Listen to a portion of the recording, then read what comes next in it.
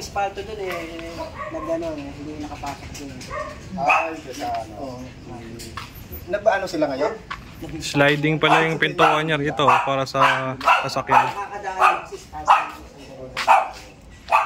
Meron pala rito bukasan.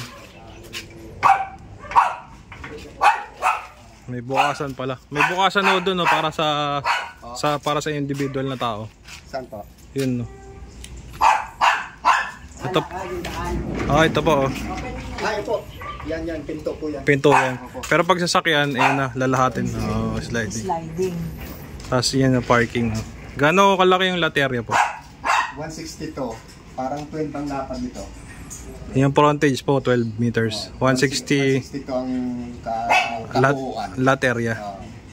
Sinagad na po yun pati floor. Hindi, mayroon pa yan sa likod. May exist pa po. May 150 pa sa likod. Pero gaano kalaki yung estimate nyo ng floor area po?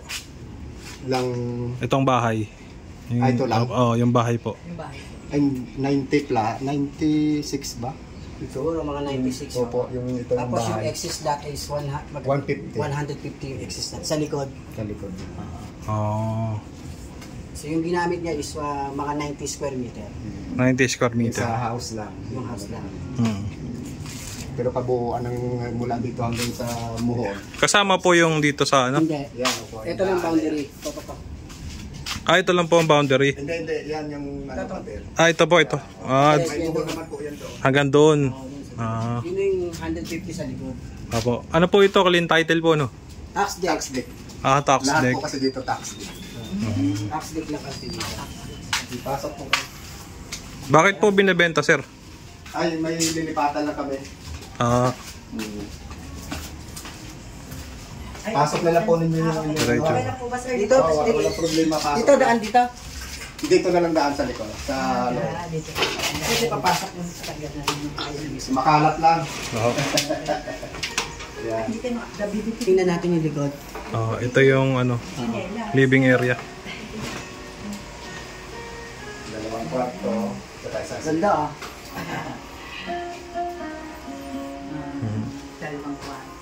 Ito yung isang kwarto. Pasukin ko na, sir Sige po.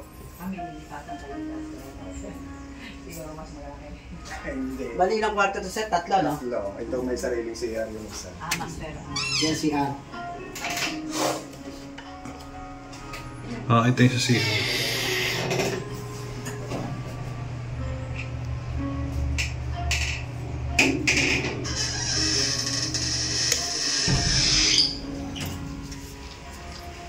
Tapos ito yung pangalawa. Pangalawang kwarto.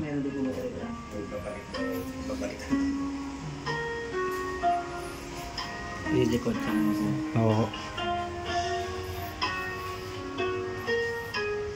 Ito po yung sa kusina.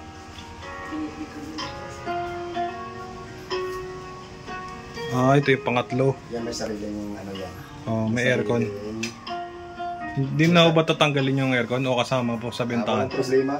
Isama na. Yan may sariling CR yan. Ito po? Apo. May sariling CR.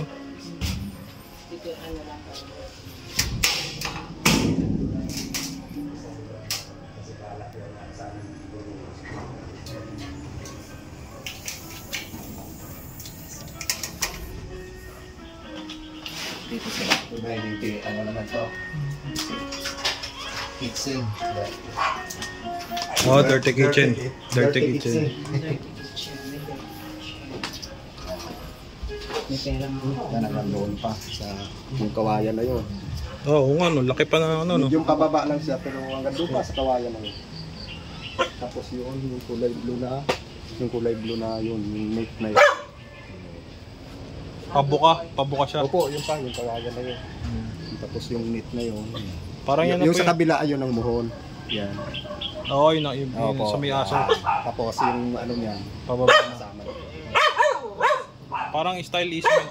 Yes. Pababa. Marami pala rin mga tanim din, no?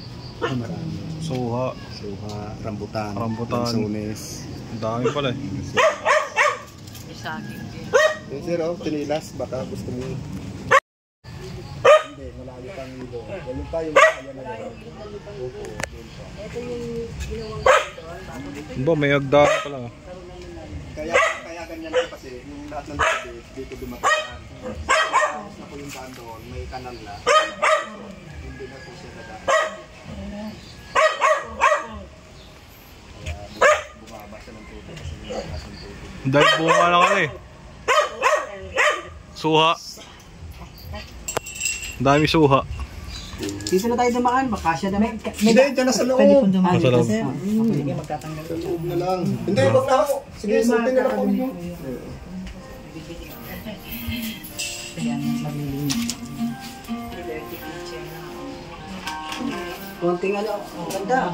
Hindi ka ako kasi kanina kasi